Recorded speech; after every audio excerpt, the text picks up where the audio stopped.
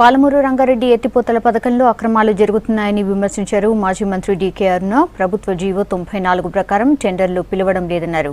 సర్వేలో అక్రమాలు చేసి జిల్లా ప్రజలకు నష్టం చేయాలని చూస్తున్నారని ఆరోపించారు. వెంటనే టెండర్లను రద్దు చేయాలని డిమాండ్ చేశారు డీకే అరుణ.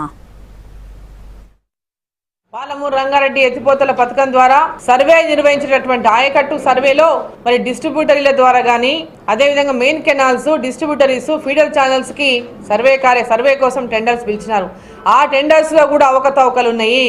ఆ టెండర్స్ విధానం సరిగ్గా లేదు.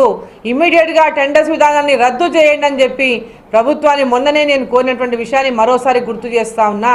GOMS నంబర్ 94 ప్రకారమే దానికి లోబడి ఆ యొక్క టెండర్ డాక్యుమెంట్ ఉన్నదా అనేటువంటి విషయాన్ని మరోసారి ప్రశ్నిస్తా ఉన్నాను. మరి ఈరోజు గ్రామాల్లో పశువులకు కానీ మనుషులకు కానీ తాగడానికి నీళ్లు లేవు, పశువులకు తినడానికి మేత లేదు. ఇప్పటిదాకా కూడా క్యాటిల్ క్యాంప్స్ ఏర్పాటు జరగలేదు.